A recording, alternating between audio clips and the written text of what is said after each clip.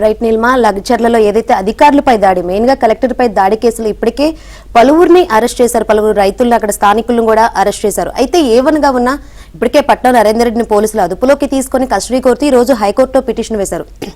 ఇదే నేపథ్యంలో నిన్న ఏదైతే మెయిన్ పాత్రధారిగా ఉన్నారంటే అక్కడున్న స్థానికుల్ని రెచ్చగొట్టే విధంగా ఎవరైతే వ్యవహరించారో సురేష్ రాజు ఉన్నారో అతను నిన్న పోలీసులు లొంగిపోయినట్లు కూడా కనిపిస్తుంది. అతను ఏదైతే ఘటన జరిగిందో ఆ ఘటన తర్వాత పరారీలోకి వెళ్ళిపోయాడు. అతను సంబంధించి 4 పోలీసు బృందాలు కూడా వెతుకుతున్నాయి. నిన్న వచ్చి పోలీసులు ఎదుట లొంగిపోయినట్టు కూడా తెలుస్తుంది. అతని రిమాండ్ కూడా 14 రోజుల రిమాండ్ కూడా విధించారు. అయితే అతను రిమాండ్ తీసుకున్న తర్వాత ఇంకా అతను విచారించిన తర్వాత పలువురు కూడా అరెస్ట్ అయ్యే అవకాశాలు కూడా కనిపిస్తున్నాయి. రైట్, చూద్దాం. లగచర్లలో అధికారులపై దాడి ఘటనలో కీలక పాత్రధారి రెండో నిందితుడు బొనగాని సురేష్ రాజ్ కోర్టులో లొంగిపోయాడు.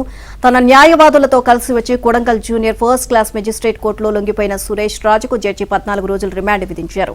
ఇక లగచర్లలో వికారాబాద్ జిల్లా కలెక్టర్ ప్రతీక్ జైన్, అదనపు కలెక్టర్ లింగ్యా నాయక్, కడా ప్రత్యేక అధికారి వెంకటరెడ్డి, తహసీల్దార్ విజయ్ కుమార్, డీఎస్పీ శ్రీనివాస్ రెడ్డిపై రైతులు, గ్రామస్తులు దాడి చేయడం వెనుక సురేష్ రాజ్ కీలకంగా వ్యవహరించారు అన్న అభియోగం ఎదుర్కొంటున్నారు.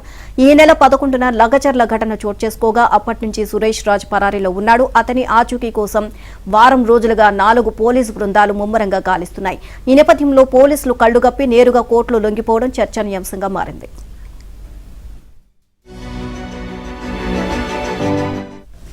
ఇదే కేసులో A38 నేరెళ్ల హనుమంతు, A41 నీరటి సురేష్ ను కోర్టులో హాజరుపరచగా వారికి 14 రోజుల రిమాండ్ విధించారు. 3 నిందితులను సంగారెడ్డి జిల్లా జైలుకు తరలించారు. కాగా సురేష్ రాజును కస్టడీకి కోరుతూ పోలీసులు పిటిషన్ దాఖలు చేశారు. ఇదే కేసులో ఏవన్గా ఉన్న కొడంగల్ మాజీ ఎమ్మెల్యే పట్నం నరేందర్ రెడ్డిని కస్టడీ కోరుతూ పోలీసులు వేసిన పిటిషన్ బుధవారం విచారణకు రానుంది. ఈ కేసులో ఇప్పటివరకు అరెస్ట్ అయిన వారి సంఖ్య 28కి చేరుకుంది.